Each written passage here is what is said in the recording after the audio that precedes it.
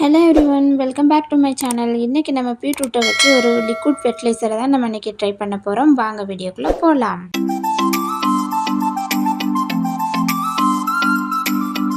இந்த பீட்ரூட்டை வச்சு ஒரு அருமையான ஃபெர்டிலைசரை நம்ம ரெடி பண்ண போகிறோம். இந்த ஃபெர்டிலைசரை நீங்கள் ரோஸுக்கு யூஸ் பண்ணதுக்கப்புறமா அந்த ரோஸில் உள்ள பூக்களோட நிறமே அடர்த்தியான ஒரு நிறமாக மாறுங்க.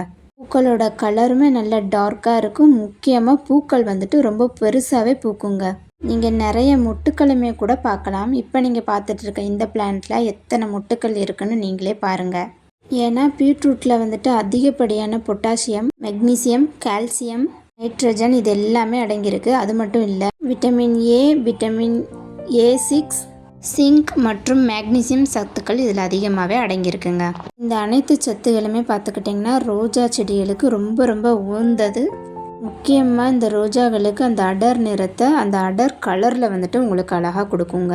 இந்த வெயில் காலத்துக்கு நான் சொன்ன இந்த சத்துக்கள் அனைத்துமே ரோஜா செடிகளுக்கு ரொம்ப ரொம்ப முக்கியமான ஒன்றுங்க. இதில் அதிகப்படியான தேவைப்படுற சத்துக்களை பார்த்திங்கன்னா கால்சியம், பொட்டாசியம், நைட்ரஜன் இந்த 3 சத்துக்களுமே பீட்ரூட்டில் அதிகமாகவே அடங்கியிருக்குங்க. அதுக்காக நம்ம முழு பீட்ரூட்டையுமே இதில் யூஸ் பண்ண போகிறது கிடையாதுங்க. நம்ம பீட்ரூட்டை தோலை சீவிட்டு தான் நம்ம பீட்ரூட் கட் பண்ணுவோம் இல்லையா? ஸோ அந்த தோல் நம்ம தூக்கி வேஸ்ட்டாக தான் போட போகிறோம். அந்த தோலை வச்சு தான் நம்ம ஃபெர்டிலைசர் இன்றைக்கி தயாரிக்க போகிறோம். ஒரு லிட்டர் தண்ணியில் இந்த தோல் எல்லாமே சேர்த்துக்கோங்க. சராசரியாக இந்த மாதிரி ஒரு பீட்ரூட்டை எடுத்துக்கோங்க. இந்த மாதிரி தோலை மட்டும் நீக்கி எடுத்துட்டு அதை தண்ணியில் சேர்த்து வச்சுக்கோங்க.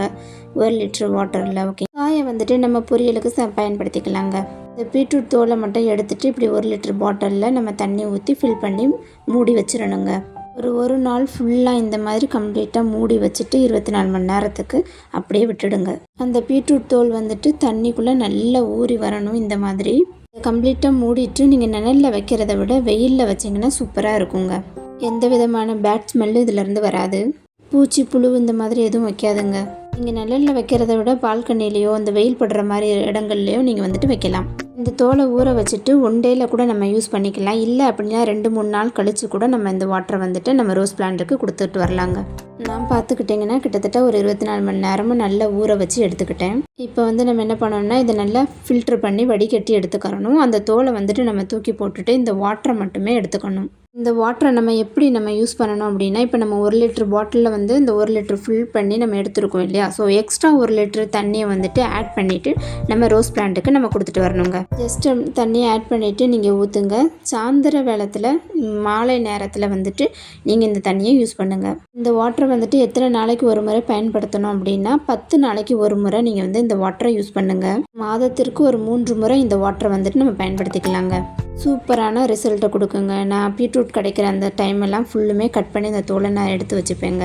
முக்கியமாக பார்த்துக்கிட்டிங்க அப்படின்னா இந்த சம்மர் டைமில் நம்ம லிக்விட் ஃபெர்டிலைசராக மட்டும் யூஸ் பண்ணுறதுனால பிளான்ட்டுக்கு தண்ணிகள் நிறையவே தேவைப்படும். ஏன்னா வெயில் காலத்தில் நம்ம தண்ணி நிறையா கொடுக்க வேண்டியதாக இருக்கும். இல்லை அப்படின்னா ரோஸோட இலைகள் அந்த விளிம்புகளில் இருந்து எல்லாமே கருக ஆரம்பிச்சிடும். அதே மாதிரி சம்மர் டைமில் நம்ம தண்ணிகளை காலையில் டைமில் விடுங்க. அது எப்படின்னு சொல்லிட்டு நான் நெக்ஸ்ட் ஒரு வீடியோவில் கண்டிப்பாக போடுறேன். இந்த மாதிரி நம்ம யூஸ் பண்ணுறதுனால எந்நேரமும் நம்ம செடிகளுக்கு பூக்கள் இருந்துக்கிட்டே இருக்கும்.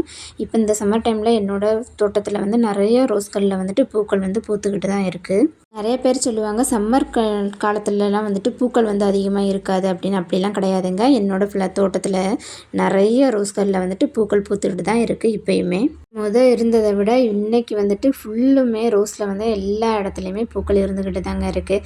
எனக்கே ரொம்ப ஆச்சரியமாக இருக்குது. நான் இந்த யூஸ் பண்ணுற இந்த ஃபெர்டிலைசரில் எல்லாத்துலேயுமே சூப்பராக ரிசல்ட் தந்துட்டுருக்குங்க. பூக்கள் நல்ல பெருசாகவும் இருக்கும், நல்லா திக்காகவும் இருக்கும், நல்லா டார்க்காகவும் உங்களுக்கு இந்த பூக்கள் கொடுக்குங்க. பூக்கள் பார்த்தீங்கன்னா சில பேருக்கு சின்ன சின்னதாக பூக்கள் கொடுக்கும். சில பேருக்கு பூக்கள் வெளிர் நிறமாக பூக்கும். இந்த பூவை பார்த்தீங்கன்னா எவ்வளோ அழகாக டார்க்காக கொடுத்துருக்கேன் அப்படின்னு பாருங்கள். அந்த பூக்கள் நார்மல் கலரில் நம்ம பூக்கிற கலரில் இருக்கிறத விட இன்னும் கொஞ்சம் அந்த பூக்கள் பார்க்குறதுக்கு அடர்த்தியான டார்க் கலரில் இந்த பூக்கள் கொடுக்கும். This video sponsor by Bymoto e shopping. இந்த இ-ஷாப்பிங்கை நம்ம கிச்சனுக்கு, வீட்டுக்கு தேவையான அனைத்து பொருட்களும் பெஸ்ட்டான முறையில் நம்ம வாங்கிக்கிற முடியும். லிங்க் தேவைப்படுறவங்க டிஸ்கிரிப்ஷனில் லிங்க் கொடுத்துருக்கோம். லிங்க்கை டச் பண்ணி ஆர்டரை ப்ளேஸ் பண்ணிக்கோங்க. தேங்க்யூ. Happy shopping. நீங்கள் இந்த ஃபெர்டிலைசர் ட்ரை பண்ணிவிட்டு கண்டிப்பாக கமெண்ட்டில் வந்துட்டு கமெண்ட் பண்ணுங்கள். என்னோடய வீடியோ பிடிச்சிருந்தா லைக் பண்ணுங்கள், ஷேர் பண்ணுங்கள், சப்ஸ்கிரைப் பண்ணுங்கள், பக்கத்தில் உள்ள பெல் பட்டனை ஆன் பண்ணி வச்சுக்கோங்க. நெக்ஸ்ட் வீடியோவில் நம்ம பார்க்கலாம். கண்டிப்பாக உங்களுக்கு ஏதாவது தகவல் தெரிஞ்சுக்கணும் அப்படின்னு நினச்சிங்கன்னா என்னோடய கமெண்ட் செக்ஷனில் கமெண்ட் பண்ணுங்கள். உங்களோட தெரிஞ்ச நண்பர்களுக்கு, உங்களோட ஃப்ரெண்ட்ஸ் ஃபேமிலிஸ்களுக்கு இந்த வீடியோஸை ஷேர் பண்ணிவிடுங்க. Happy gardening.